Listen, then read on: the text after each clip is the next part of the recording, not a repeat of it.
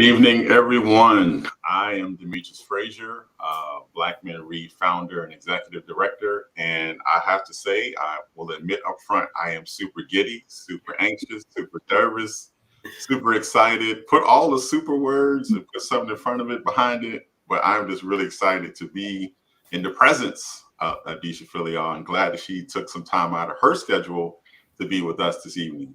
As you know, her book was our book of the month this month.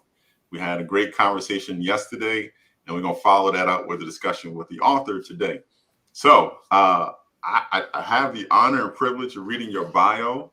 We're going to make this one short because we got a lot to talk about with this book.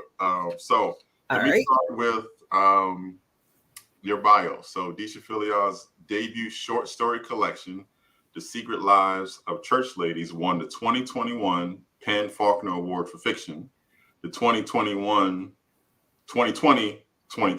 Story Prize, and the 2020 LA Times Book Prize, the Art Seidenbaum Award for First Fiction, and was a finalist for the 2020 National Book Award for Fiction. The Secret Lives of Church Ladies focuses on Black women, sex, and the Black church, and is being adapted for television by HBO Max with Tessa Thompson executive producing. Deesha is also a Kimbilio Fiction Fellow and will be the 2022-2023 John and Renee Grisham Writer in Residence at the University of Mississippi. So if you are in the room right now, if you're watching this video, please help me give a virtual welcome to our guest, the lovely Deesha Philyaw. Demetrius, thank you so much for that warm welcome, and also just for inviting me here. Before the book came out, I was looking forward to have a conversation with Black men about it, and this is it. So I'm really excited. I'm glad we're here because, you know, when you talk about books and the books we read, especially as Black men, any books that says it could possibly be bashing men, we don't read it. And this one didn't say that, but what I would say is that I think most of the men in our club enjoyed it. The people I've talked to outside of our club also enjoyed it. And so I just can't wait to talk about it. But first, before we get that far, okay, how are you doing? Like, how is life for you in your space, in your side of the world? Still life in a pandemic. You know, just you can't ever forget that. So, and I have children, as you and I talked about, who are, one is an adult, one is almost an adult. So, when they're doing good, I'm doing good. And just really thankful. That right now, you know, everybody's healthy and well, and work is going well. So I'm doing okay. And so as an author, you talked about the pandemic and such. How much has that hampered or changed the way you do things, how you meet people, meet others, do events? How does that work? So, the book came out in the midst of the pandemic, early on, back when we thought we were just going to be shut down for a little while. Official release date for my book was September 1st of 2020. So I thought I could have an in-person book event. I was going to have a big party. But everything became virtual. And so the benefit is that authors are reaching more people that way, because, we got more bookstore events. You can touch more places and meet more people than you could if we had to travel to each destination. Bookstagrammers, I discovered Bookstagram and they discovered me. And so a lot of events happen that way. So I think, the sort of the silver lining to the whole terror that really was 2020 was, having the book coming out and being able to connect with so many people, even more than I would have otherwise. Now that some places are opening up and I'm vaccinated, I have done some in-person events. I have traveled strategically, carefully. There's some things I've said no to. And it runs the gamut. So, that's a consideration that authors didn't have to think about before. Your safety. And you can't just make any assumptions, because those assumptions have consequences. So, so there's been that, but, getting to connect with readers, and more book clubs. I don't know that I would have done, I know for sure I wouldn't have done as many book clubs, previously, because there was a way that authors did it, and book clubs really weren't on the radar the same way. So I've that's a benefit I would have missed out, you know. And I think you're right. I mean, I've seen a lot more of those type of events Mhm. online, Yeah. IG, like you mentioned, Hmm. even facilities like these on YouTube. You see Yeah. more of those virtual events. Like the local library is Hmm. doing virtual events, and so we're really glad that we were able to kind of pivot. Yes, So we that didn't was lose it. out on all the great literature that was coming out, and they just said, you That's know right. what, we'll just cancel that until this blows over. Hmm. But Yeah. really, the industry, I think, has taken advantage of some of the technology to Yeah. try to get you out there. And that one, and we'll talk about this in a second, but Hmm. I really appreciate that, the great literature that's coming out and we're Yeah. still getting to experience it. So Right. um, let's just go there. I would say, kind of in the last 5 years, Hmm. I'm going to say 5 years, that's really when I saw most of it. It might have happened Hmm. before. We've been living through like an amazing stretch of Hmm. like great releases, great Hmm. publications, yours included, um, written by Black people, Hmm. uh, has not only great writing and good Hmm. storytelling, world building, but like really like took away that sugarcoat off the top. Like Yeah. we're addressing the real issues now. Like Yeah. the ones that come to mind, especially the ones that are really popular, Stand from the Beginning, Hmm. Even X Kendi, Cast, Hmm. Isabel Wilkerson, and even in the young adult space, like Grown by Tiffany D. Hmm. Jackson. Yes. And then I put yours right on the top because we're gonna talk about why I said that. But when you think about your book, Hmm. think about this space we've been in and the topics you tackle. Hmm. What motivated you to touch on the specific topics, Sure.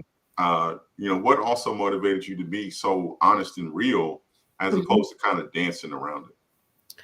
I think part of it is just having been writing and building towards this moment for so long, for 20 years, so that was part of it. And I didn't start off thinking I'm going to write about sex or I'm going to write about church. What I started writing from was a place of nostalgia. I was living here in Pittsburgh. I moved here in 97. I was born and raised in the South in Florida. And I wasn't happy in my own life. And so when I sat down to write, initially it was fiction and it was escape. But I was thinking about home and the past and the women, the Black women in the church, outside of the church. Those were the women that I had spent so many of my formative years simply watching. So it was because that's who they were. I really wasn't really thinking about the church per se, or even sex. But I think that because when we're developing, we get all of these messages about sex, about what to do and what not to do, and the stakes are so high. And then I was someone who kind of did things the right way, and that I didn't have children or didn't get pregnant or anything until I got married. And Mhm. and I married in the context of a Christian heterosexual marriage. Where was the happiness? Like it's supposed to be like a guarantee, right? So I continued to have questions, and I had questions about these women when I was a child. I was watching them, wondering about them as sexual beings, and I was becoming an adolescent. And if all the things that felt right and felt like what you wanted to do were going to send you to hell, like how did they navigate this? Did they, if you weren't supposed to have sex outside of marriage, for the single ones, what did they do? Or they were widowed, did they masturbate, all those kinds of questions. So that really stuck with me, and so it just kept sticking with me as I continued to write. And I took a detour into nonfiction and was writing about parenting and co-parenting, but fiction is what I would always come back to, and these women I would always come back to. And it was my agent that I had from the co-parenting book who first called them church ladies. And I had been trying to write a novel for many years, and it was stalling. And she said, "Well, I like these church lady stories you've been writing.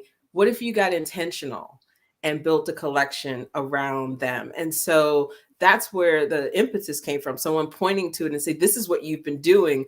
Can you do that some more?" Can you get really intentional about that? But I took it broadly, and I hope that shows in the story. So I saw the theme as Black women, sex, and the Black church, in that order: these are not stories about the church with sort of the women in their orbit, in the church's orbit. It's the other way around. The church is in the orbit of the women, and the women are center. They are the most important. And so kind of with those as my marching orders, I, had some stories that I had been working on in the past, and sometimes it was 10 or 15 pages, sometimes it was just 2 lines. And I set about developing the stories and pulling them together in a collection. No, this is, I'm glad you made that clarification, because you can get lost in, well, it says church lady, so it must be just condemnation of the church, right? No. That's not exactly what this is. So if you are just joining us, or if you're just now learning about this book, and you go to church, you can still read this book. You won't go to hell instantly. You can still read it, understand it, love it, and love the story. So for those who are just checking in, The Secret Lives of Church Ladies by our author of the night, Deesha Philyaw. And I did have one question before we get into the meat of the book. And if you have any questions online, if you're watching this, please put them in the chat, and I may actually slip it up there and ask Deesha about them. But the format of writing a short story, right? So I read a variety of different things, nonfiction, fiction, you name it. But what I've noticed is that, there's a different art to writing fiction, where it's got a big world that you're pulling together, especially if you think this could be a series. But then there's short stories, and you have to be in a different space, a different skill set, where you got to draw me in as a reader, get me there, understand what you're trying to do, and then you drop me off in 5 pages. So you're a writer. How is it shifting those gears to write to the short story format versus writing a full-on, 300-page book? I mean, the novel continues to elude me. I still, I thought after I finished this collection, I was going to jump back in and finish that novel finally. And I did make a lot of progress, and then I stalled again. And I think maybe I'm just meant to write short stories. So, I can answer this in terms of, I seem to have more of a ability to get in and get out than I do to kind of extend the narrative.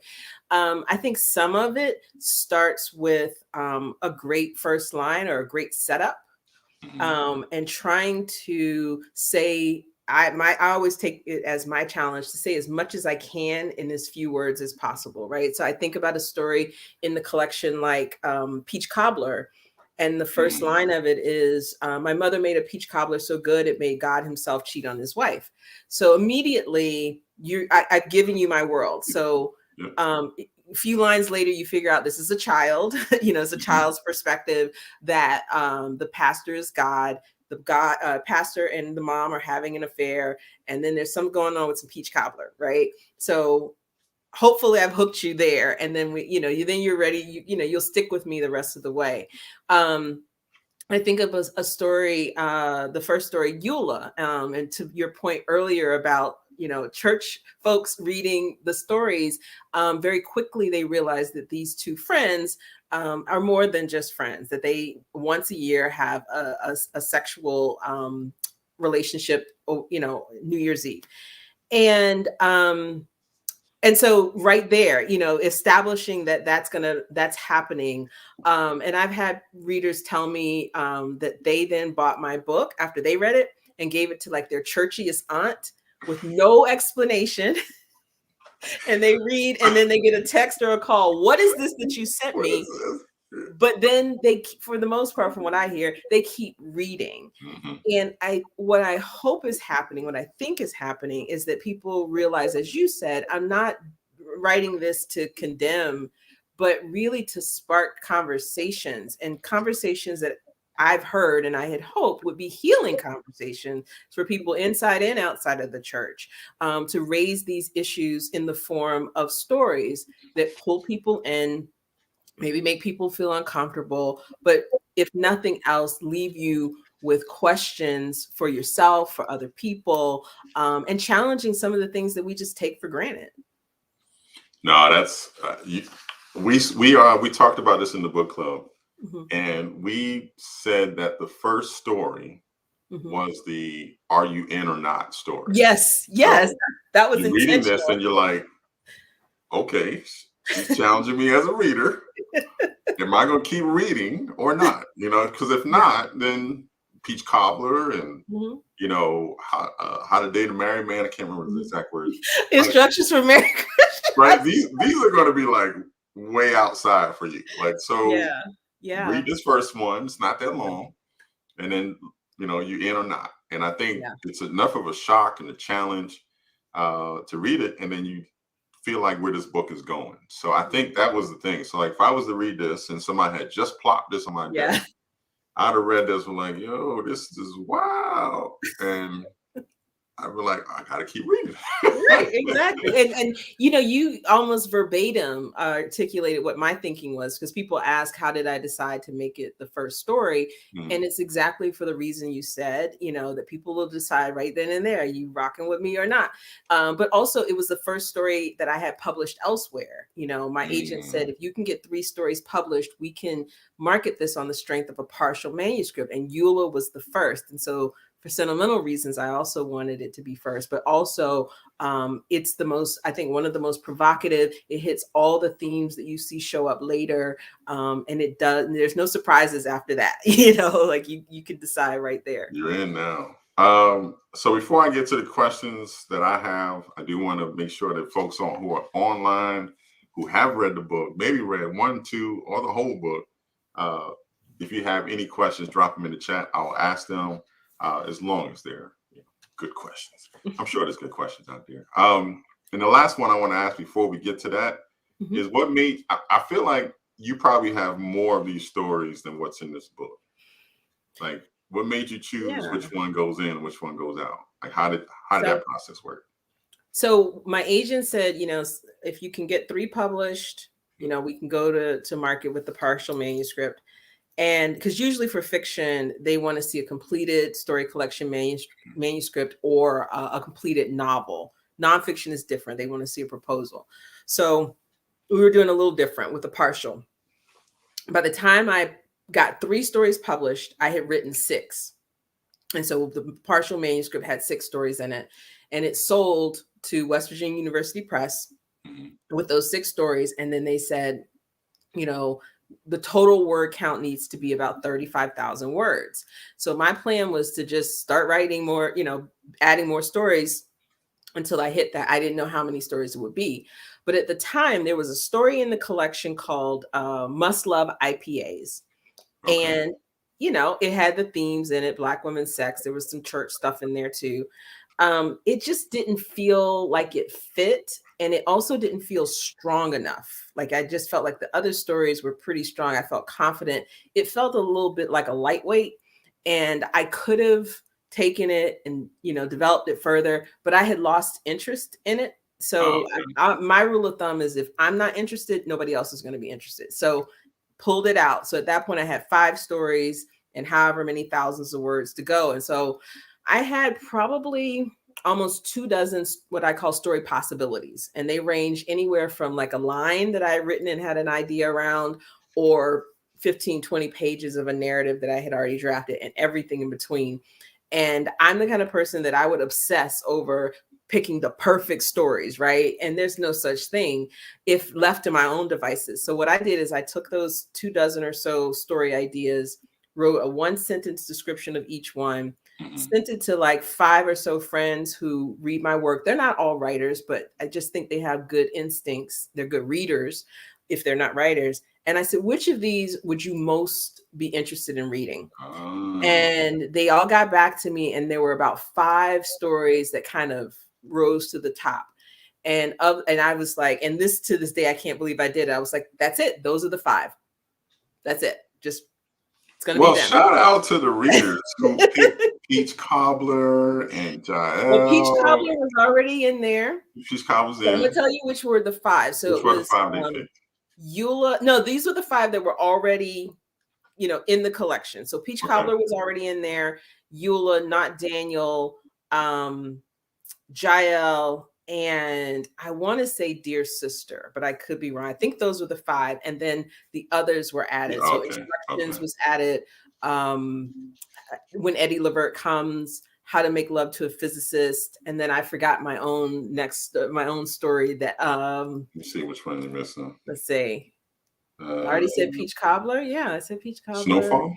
Did you say? Okay, so no, yeah, so Snowfall was in there. Gile wasn't. It was Okay. Snowfall that was in there before Gile. So those four. So it would have been Gile, How to Make Love to a Physicist, Eddie Levert, and Instructions. Those were the four that it came No, down. those are good choices because So there's plenty other stories that that are just sitting there, story ideas that I have. And my next collection is I'm going to get more intentional about mothers and daughters, because there's a lot of mother-daughter stuff in Church Ladies. And so I'm going to revisit some of those other stories. But then I got some brand new story ideas, just in the last month or so to develop. Well, you led us there. Just we're gonna get to these topics because one of the topics that I had was around mothers and daughters. Yeah. In some of the stories, it seemed like there was a missing connection or a missing understanding between daughter and mother. Other times, there's a lack of love from a father. It could be something different. But that theme between mothers and daughters was in a few of the stories, if not many of them. How, let's talk about that. How can you talk us through like why you thought this theme, deserves so much time, so much airplay, and how it affected the women you presented in the stories? So it happened really organically. I didn't plan it. When I submitted the manuscript and was sort of thinking through the stories, I was like, there's a lot of mother-daughter stuff in there. And I think it speaks to unfinished business that I have with my mother. My mother, I lost my mother to breast cancer in 2005.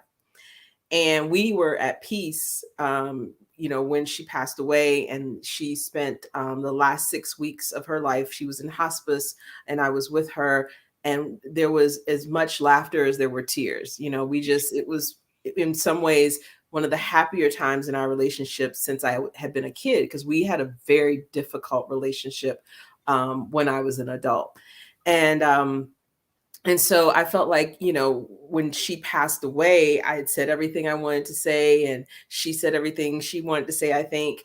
So I thought we're good. But clearly there were some other things that, that came up. And I think it's probably because we had those 6 weeks and we didn't talk things through. We just sort of showed each other grace and said, our regrets. But, we didn't process, that time you said this, and who has that kind of time with somebody who's dying, So I think I was still carrying some things, and it showed up in the stories. And I like to pay attention when things I don't intend to, I surprise myself sometimes with my own stories. And so that theme coming up over and over again was a surprise. And now I'm paying attention to it because there's a lot more I think I want to say. And I would say, just reflecting on it as a male reader, I grew up in a house full of women. That doesn't make me anywhere near an expert on that relationship and that bond. But I do remember and recall like how important that connection was between the women and their children, or the women and their parent. And so I was actually really intrigued by how those things played out within each of the stories. Some of them wind up being a negative influence on the daughter in that case, but it also just showed a lot of human, side of a lot of people that if you were just looking at it from an outsider, because there was one, and I'm trying not to give away too many spoilers. Okay. So if you're on here and it seems like I'm being cryptic, I want you to buy the book. Buy the book. If we got to say that 2 more times. But there was a lady. She was really, secluded. She didn't have anybody in her business, and she had the daughter. Who, they had connection issues. This was Peach Cobbler. Yes. And I would, outsider looking in, if you were just in the community, you would say, well, they seem to be all right. They're quiet, reserved, and that's all they are. Well, you wouldn't have known anything about that missing gap in that relationship. Or especially if you're in a church, you would have just said, she's loose or whatever the titles would be. I felt like that was so important Mhm. to pick up on, no matter what reader you were. So if Yeah. you're the Black woman, you probably have some of this in your experience, but as a Mhm. male, just knowing and understanding that there's more to it, I think is Yes. enough for us to kind of take something from that part of it. And there's another one, and I wrote this down. I don't even have a question. So, Okay. but it's really about the women in the stories being their full self, being, Yes. who they could be. There were some Mhm. that were like shrinking. There were some Yes. that were they didn't feel themselves, and in Mhm. relationships or even in sex. I mean, it was. Mhm. Can you talk about that? Because Yeah. I haven't formed a question for you. Yeah. So, No, but as I'm listening to you, some things that came to mind, I think about my own experience, because the women in the stories represent four generations. And mhm, there was a small window of time where there were four generations in my household of women, me through my great grandmother. And before she moved in, and she moved in when I was in college, so most of the time I wasn't there. But I grew up in a household with my mother and my grandmother. So it was always three generations of us. And so there was just so many of the mother daughter dynamics. And then, my relationship with my mom was fraught and her relationship with her mom was fraught. But my grandmother and I, you know, we both thought the other one walked on water, right. And then my great grandmother, when she moved in with us, it was because she had Alzheimer's. And Mm, so my grandmother was caring for her, even though she had abandoned my grandmother for a time when she was young. And so that was kind of the impetus for when Eddie Levert comes, just sort of imagining what must that be like to care for a mother who was not particularly a great mother to you. And on top of that, she doesn't even remember, the things that you can't forget. right. Um, so so just again being a watcher and an observer of Black women, some of my own experiences and also that I know of other people, and that idea of being at home with yourself, at home in your body. I've been through that. It's easier probably to think of the women I know who haven't, but it's Mhm, so common. And so this idea of getting free, those are often the things that we're trying to get free of. And it's nuanced though, right? So we're trying to get free of the things that are hurtful, but not necessarily throwing away the relationship. Is it possible? Can I have a relationship with someone? What can we salvage? And sometimes the answer is you can't salvage anything. And the same thing with the church, the one character in How to Make Love to a Physicist, her mother kind of embodies the restrictions and the tensions that I don't want to use the word bondage because that feels extreme in this situation, but the pressure she's been feeling. And so, she has to make some decisions around the relationship with her mother and her relationship to the church. And I just hope that other women would see the possibilities. One, you're not alone. Lots of us have to uh, make these yeah. kinds of decisions. And they're not easy decisions to make. And so that empathy, that grace, that's what I was hoping would come through in the stories. And you did a fantastic job of kind of dropping us into their psyche, what they're thinking at the Mhm, time. You mentioned something that I thought about when I was reading the mhm, book, which was they think they're alone. Like they mhm. don't feel Yeah, like there's a community of women out there that can help them. right. Because in their case, they were isolated in some cases. Mhm, All they had was the matriarch of the family who was in the house, and then there right, was them or right. a friend that probably didn't have any Mhm, more marbles than they did, right? right. So they didn't have that community. And just reflecting back to reality, you can Mhm, tell the difference when a woman feels like they have a mhm, community behind them. The difference right, in how they behave, their confidence, yeah, all that stuff was right. Or missing. I mean, if you look at like Eula and Caroletta, Mhm, they're kind of an exception to that because they both are part of the women's auxiliary and they both mhm, are teachers. So presumably they have community, but what I took a class at the Incarnation Institute on sex and faith, and Hmm. they call it the unholy trinity of fear, shame, and guilt. And that will make you feel like you're alone when you're really not. It Right. keeps you, it keeps you keeping secrets, and not being honest with yourself, not being honest with others for fear, or you're too guilty, or you're ashamed of whatever it is. So even when women do have actual community, there's still that, we appearances, we have to Yep. present a certain way.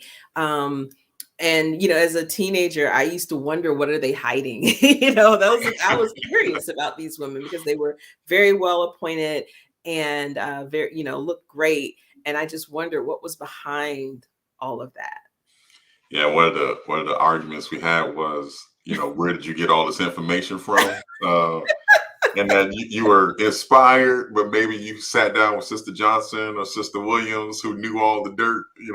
No, I mean, if anything, I think most of us grew up in those households where children are seen and not heard, Oh, and well, so if you absolutely. sat there, I didn't have to interview anybody. I just remember sitting and listening. If I kept my mouth shut, I Yep. could hear everybody's business. And you have to keep that cousin that don't know how to keep their mouth shut away from you. Exactly. Well, there Telling goes it. your earshot. You got to go Exactly. down to the basement now. Like, Or, I mean, those back in those times, our mothers would be on the phone with each other for hours, just mhm. talking. And in my mind, it was like, it's the same thing all the time. The terrible, situation with the child, or, the husband did this or the sister did that.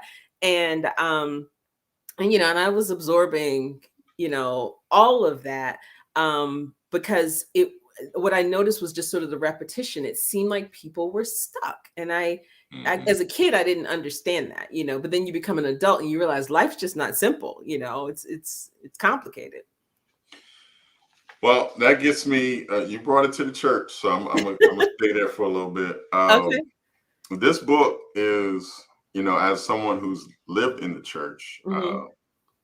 I have my questions and challenges for the church Hmm. as well. So I'm not Hmm. taking a side here, but it does feel like if you didn't actually try to read the book, Hmm. you would think she is going after us. Like, Yeah. so what has been the general feedback you've received from the church? I mean, are you Sure. disinvited from like Yeah. church homecomings? Can you Yeah. not go to Sister Johnson house no more? Like, are they coming for you, or like No, what's I'm so surprised, right? Because I have friends, writer friends, who have written books that are not nearly as, provocative and Mhm. explicit as mine. And they still get messages from readers telling them how they should have written the book and how they should have done this. And it's like, write your own book. Right? So I was kind of, a little prepared for that.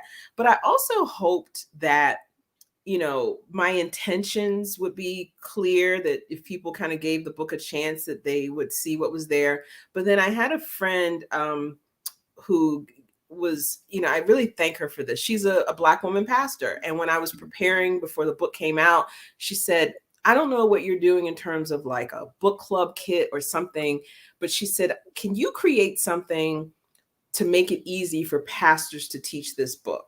Ooh, And I was like, I okay. think I can do that. But and not only did I want to do it as a resource, but also again to amplify my intentions. Like if I had an end for the church, I wouldn't be creating a book club kit, for church, specifically for church clubs, church groups.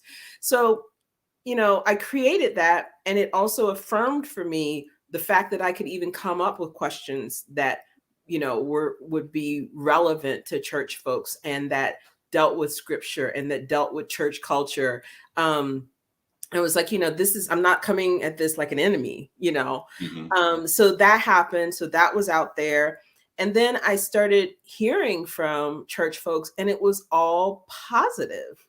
And I think we have to, even for me, I was surprised, but I have to remember my own words. There's in Snowfall, we talk about, we got to remember who they were as young women. Our grandmothers haven't always been, our grandmothers, or, church folks haven't always been church folks. Or just because they're church folks doesn't mean that they aren't many other things. People are layered and nuanced. And so it speaks, I think the stories speak to that. So when I've heard from church folks informally, they tell me it started a conversation. It could be in a congregation, or it could be mother-daughter conversation. A couple of church book clubs have reached out. So the one we talked earlier about, the Beulah Baptist Church in Virginia, I'm going to have a conversation with them. Another church has its own book club. It's not the whole congregation, just a subset, with their pastor. It's a Black woman pastor. And we had a wonderful conversation. She had PowerPoints about the book. Wow. It was great. And then I got a Facebook message from a Black woman pastor, and it was like, we would like to talk to you. And it was all Black women pastors, a whole group of them. But were they like ready to come get you? Or they all loved it. Okay. And, you know, and so I'm so thankful for that, because not because I needed people to love the book, but I feel like nobody's, you know, I haven't heard from anyone who is mistaking my intentions, you know. And I never anticipated or felt like the book had to be for was supposed to be for everybody. And you know, I don't read the reviews, and I tell my friends, don't send me a bad review of my book. You know, if it's not for them, it's not for them.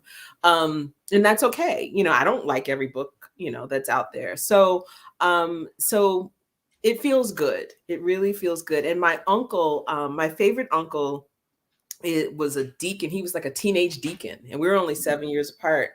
And I've been kind of hiding from him last year and avoiding his calls. And I'm like, it's not like we have Google.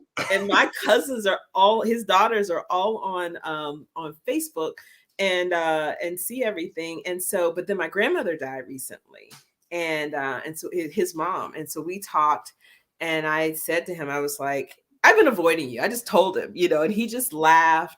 And I talked to him a bit, you know, about why. And he said, look, church isn't perfect. He's like, I'm not perfect. Church isn't perfect. He was like, you don't have to avoid me. He said, we can talk about anything. So my Uncle Danny said it. So that's all that matters to me. Well, I mean, if that's your favorite, I mean, he would have to say something that, you know, validates that he is the favorite. So that sounds perfect to me. I feel like there's a lot of stuff in here that. Oh, sorry. Raymond's question is saying book club meetings with any male pastors. So Beulah Baptist Church in Virginia, that's coming up with, I think, the whole congregation, and that pastor is a Black man. Yeah, that's so. It might speak to something that, you know, is important and actually positive, that they recognize that these things have been happening. Yes. In the church for so long, and instead of like trying to pray it away or, you know, doing little dances around it, they're just like ready to deal with it. There are a lot of issues within the book, parenting, adultery, you know, judgment, LGBTQ. I mean, you can go on and on. There's a lot of stuff in here that we may say it, but when we see it, we don't talk about it. So it's different. We say it in the pulpit. Yeah. Thou shalt not do this. But then when we see it happening, especially in this, and I'm not trying to give away spoilers, but in the book where it happens to people who are in leadership positions, we don't really deal with it. So I like the fact that that's sparking a conversation. Yeah. Because I was concerned. There was a passage in this book that I was like, they're gonna get her. Can you say which one? Yeah, it's in How to Make Love to a Physicist. Oh, yeah. And the line was the paragraph says, even Einstein wasn't an atheist, because they were talking about the mix between science and religion. He talked about God all the time. Now, he didn't believe in a God that was concerned with human behavior, which is the church's obsession and reason it uses guilt and shame to enforce Christianity. I was like, she better get security detail. Security. They ready to come get her now. You know, I thought you were going to read a different line from the same story, though, because there's a part where she says, next page over, I can see it. She realized, because her mother delights in this idea that, you know, the only the straight and narrow, those who walk the straight and narrow path, is going to be a small number that get into heaven. And she says, I realized that if suddenly the gates of heaven were open to everyone, my mother would abandon Christianity immediately. That's the one I thought they were going to come No. for. That one was tough too. I'm like, bro, I don't want to see the emails that come from that one. Well, and that's like I don't good. know what it is. It's actually really good because a lot of times we don't listen to what people are saying that they have questions about. I mean, you can't assume everyone's been to Sunday school for 50 times, or even if they have, that they believe in every word that's in the Bible. So I think this is going to be great for the conversations in the church. We're also great to get more exposure to the great work that you did in the book. Where to go from there? Because I was like, okay, she's good. She's not going to get taught. All right, you make a good point to share stories that women in these settings that you have in the stories are offered few lanes or options. They're kind of like boxed into these norms, especially what they can be inside of the Black church community.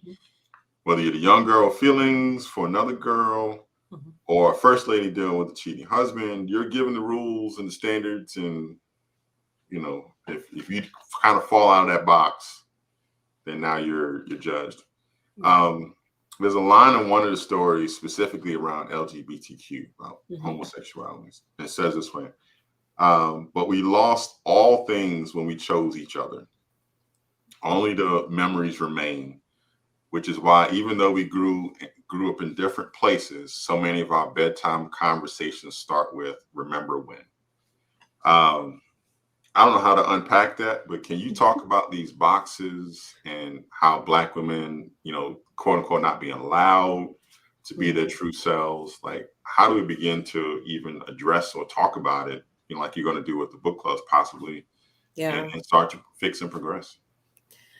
Yeah, I mean, I think it starts with the question why, and you keep peeling back layers. Well, why can't we? Well, because of this. But why is that a problem? And I think when we start peeling back more and more and more labels, or layers rather, it becomes sort of self-referential until we finally get to because the Bible said so, or because I said so as your parent, and there's these kind of parallel things happening. And again, if you can talk about different interpretations of, different people interpret the Bible differently. And so if you took that out of the equation, a lot of times what we're left is, again, our own fear, guilt, and shame, So thinking about, formerly enslaved Black folks, the church was our first social institution, even in slavery. And then once emancipation came, that's where people got help. Our first schools were in churches, so that's the cornerstone. And one of the things that was so important, for the newly free was to prove that all that stuff that they said about us to justify enslavement was not true. We're not promiscuous. We're not sexual beasts. We're not, Black men aren't, dangerous predators. Black women aren't, Jezebels. And so we went to the other extreme, like we've got to be perfect and good and blameless. And so, we were free, but we went right back to another kind of bondage around our behavior, or even corporal punishment. Like we know that the roots of that for Black folks was, your kids had to stay in line or else you could die, or they could die. You could, it put everybody at risk. And so those were the stakes for us. And so when those aren't the stakes anymore, though, is it really serving us? And the same for the church in terms of the reverence that we have for the church and people in the church. There's still questions we should be able to ask. So if the majority of the church membership is female, why is the majority of the church leadership male? So peeling back those layers, I think that, that's what the key is to when women find ourselves kind of boxed in. We've been taught, I mean, it's a perfect kind of con, right? Don't ask questions, right? So it's like, put in Did the you box. not read the Bible? It says it, right? Right. And you can't ask any questions and you can't challenge authority, or else you've got these consequences. And, nobody wants to go to hell, right? So that's always that unspoken or spoken that's looming, large over everything. So I think it's just peeling back layer after layer, and asking the question why in a culture that has said we should not question, so that is just revolutionary to just even start asking the questions. No, that's just getting the conversation going is Hmm. probably one of the victories of this book, because Right, it's going to get people talking about some of the many layers that you mentioned. right. I do. I wonder if there's going to be a specific topic or a Hmm. specific theme or story Hmm. that will be harder Hmm. for them to discuss. I'm not trying to prepare you for your discussion, because I'm Yeah. sure the questions will come and you know how to talk about your own book. But is there something that you think that one of the stories that may be harder to kind of discuss and get their arms wrapped around? I think there are two key things, and I don't think it's one story versus another. Actually, three things. One is, so much of what we believe and what we consider Christianity and the belief system and the rules comes down to interpretation, right? Mhm. And I think one of the things that this book tour has shown me, and I mean I've always known it, but I've experienced it, is the diversity within the Black church. And so one of the things that, I'm looking forward to talking to, the say Beulah Baptist Church, for example, is listen, I've talked to other folks from other congregations that have embraced all of this, and they are Bible believing, Christian, just like you all. And so, that question of interpretation, that's a messy one, because you can tell somebody, well, I read this person who interpreted it this way, and somebody else is going to interpret it differently. And I don't know how you reconcile that. So that's a challenge. The second one is the infidelity in the Oh, book. People are going like, but what I was hoping was that, people would see that these aren't stories where I'm, because somebody did send me this screenshot of somebody, like there was just too much promoting of infidelity, and I'm like, I don't think I was promoting no, not infidelity. promoting. I mean, infidelity is going to happen whether I write about it or not, but that people could look at those stories and not necessarily see it as black and white, right? So not Daniel has infidelity in it, but I think mostly it's a story about grief, and Mhm. what does grief look like, and how do we recognize when people we love are grieving, and how can we support them, and do we kind of force people to perform grief a certain way in order to be supportive, and when we don't, they feel lonely, so I think the infidelity is a sticking point. And then I think people may be a little defensive, thinking that I believe that all Christians are fill in the blank. Right. And that's not true. That's not true. There are these stories, and they're around the theme of the things that as Black women and girls, we sometimes have to unlearn and get free of to be our full selves. And so, stories are supposed to have conflict in them. There are plenty of books that are celebrating the church, right? So, this is a book that's not celebrating the church, it's celebrating women in meeting them in their struggles to get free. No book is all things to all people. No. And so I would say that for people who feel uncomfortable with these things, let's talk about why you feel uncomfortable, as opposed to, well, we're not all like, it's like, what is that? Not all men, you know, when we're talking about rape and sexual assault and those things, it's not helpful for people to be like, well, I'm not like that, Right. It does not but help. there's an issue here. Let's talk about the issue. Yeah, especially as we're, just getting word about a certain Yeah. R&B singer, and Yeah. not all men is not helping, because he had a lot of help uh, around doing what he was doing. Hmm. Um, so I will get to our last set of questions, but I did have one question, and I usually get a dance around from the author. Uh, Okay. but did you have like a favorite story in here? I mean, do you have a favorite child in this book? So I kind of give a nod to Peach Cobbler, Okay. because when people tell me that they have a favorite story, it's Peach Cobbler. And it's because it's my most resilient child. So when I was publishing, not publishing, pitching stories, trying to get those 3 published that my agent was telling me I need to get published, that story got rejected everywhere. It has never been published anywhere but my book.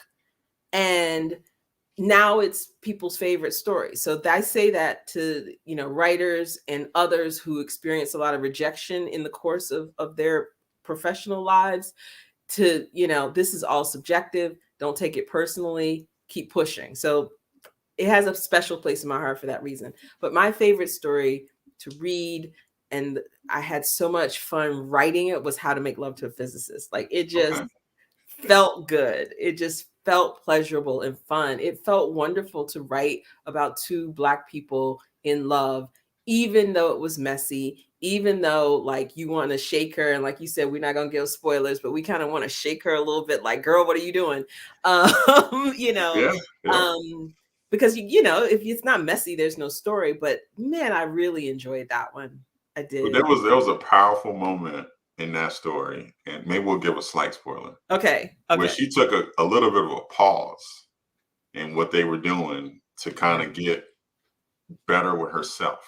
Yeah. And I was like, I know dude is not gonna take the ghosting very well, but he was right there. And I was like, yeah, this is giving, space to the idea that if you work on yourself, the good stuff can still happen to you. Right? Yes. It's not like all of a sudden he's going to lose interest and go away, or vice versa. Yeah. I thought that is a small moment in the book, but it was really, really, really strong. Thank you. So I will say Peach Cobbler resonated with the group that we talked with. Okay. I will say the one that I laughed the most was Instructions. I was laughing every paragraph. I'm like, the fact that the lady had, like, here is the step-by-step booklet. Yes. And you know who she is, right? The Peach Cobbler connection. Yeah, okay. All right. I wanted to point it out because usually in a book club, they're fighting about if that's her or not. And then I come in and break the tie and like. Yeah, no. I think Raymond's in here. Raymond's one of our book club admins. He picked up on that and made sure we talked about that in the club. Now, it got me when it got to Peach Cobbler. I had to stop laughing about the other parts to go back. Yeah. I'm like, okay, no, this. Yeah, and that surprised me. That's one of those moments where things pop up, and I was happy with how Peach Cobbler ended, but I don't think I could let that character go. And so when I was writing in Instructions, and she was like, "And I make the best Peach Cobbler in town," I was like, "Oh, it's her!" And I'm like, "We're gonna go with that. We're gonna go with it. It's Olivia." No. She had me dying. And she's like, "You're gonna fall in love," but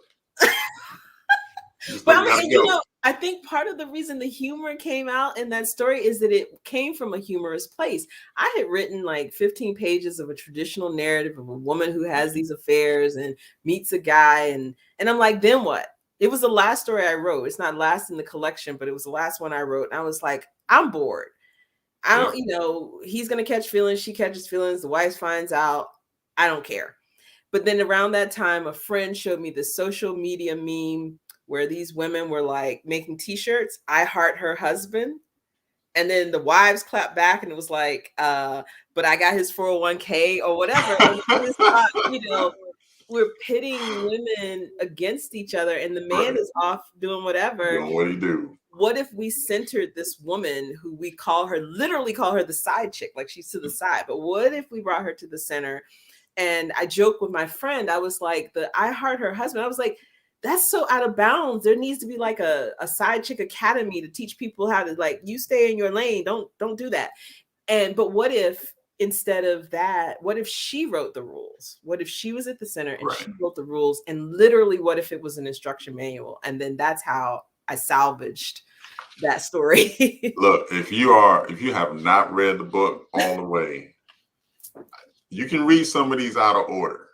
I would say Peach Cobbler in this one, you probably should read Peach Cobbler before you read this one, but read this one and come back to us and let us know how hard you laughed. Because I was like, even the description of what he was wearing, I won't get into That was like, that is the married man The uniform. duffel bag full of clothes down to the loafers. I was like, okay, she got him. She got him. All right, well, listen, here we go. I saw a couple comments. I think the fact that your book sparks much needed dialogue in the church. That's how Christ challenged outdated theology. Who is my neighbor? What constitutes a sacrificial offering? Who is good? I think all of those parts will come out. I want to hear like some wrap up when you go to these churches and have these discussions. Because one, I'm applauding them for wanting to have the discussion, not try to hem you up, but really to kind of dig into, okay, is this what people think? And, what can we do as a church community to deal with these head on? Yeah. So in our last few minutes, I promised you I would not, pit you against your writer friends, but thank you. Every time we do these conversations, we have a this or that, and you can only pick one. You can't sit on the fence, and you can't say neither. There should be things that you may know about, but I want to ask you 3 questions. Okay. One, if you had to choose only one, Patti LaBelle or Aretha Franklin? Aretha Franklin. That was the easiest question I could have gave you. I get in trouble for not being a Patti LaBelle fan. Like Aretha is. I put them. She's a little bit above. Like she's in a category by herself. But I wanted to see when you stood. So I'm glad we got that out the way. Don't show this. You're not on the sweet grit side, are you? Because I asked that question. No. We solved that one too, Raymond. All right. Speaking of cooking, and maybe you can solve this debate. I asked this question of some other people, and maybe as someone who's lived in all the areas, maybe you can solve it. Who has the best cooking, Mississippi or Alabama? I'm picking Mississippi, and only because I'm going there next year. I don't know. I've never been to either one. You've never been to either one. I'm a Florida girl. Florida. Okay. Georgia, all right. I saw the connection with Mississippi, and I was like, okay, maybe she's had some food from down there. All right. Well, last but not least, and this is an easy question. What's the last great read that you've had? Oh gosh. Last great one. The last book I read, which was Red Lip Theology by Candace Marie Bimbo. Y'all got to get on that if y'all not on that already. Say it again for people in the chat. Yes, Candace Marie Bimbo's book. It's her memoir called Red Lip Theology. Red Lip Theology. All right. So what genre, what flavor of book? It's her memoir told as she's a millennial who was raised in the church by a single mother who was demonized for being a single mother, but her mother still rode hard for the church. And then Candace is trained as a theologian, but as she says, she got a slick mouth. And so she just has been challenging patriarchy all up and down and through over the last few years. And then her mother died. And so the book is also about grief. It's also about, the mistakes she's made and how the sort of more public, broader Christian community, she's kind of been at odds with them a little bit, but mostly, and about her relationship or lack thereof with her father. I mean, I was in tears reading that book, but also laughing because she does have a slick mouth. She does have a slick mouth. So I felt all the feels. I mean, it is the ultimate church girl book. It is a gift to church girls everywhere. She touched the church girl that's still in me. And it's, talk about books about getting free. This is the ultimate book on faith and getting free. So Raymond just posted the topic, said Red Lip Theology for church girls who consider tithing to the beauty supply store when Sunday morning isn't enough. That's the full title. Yes. Candace got jokes. That's what it is. She does. January 11th, 2022 looks like the release date. Does that sound right? Yeah.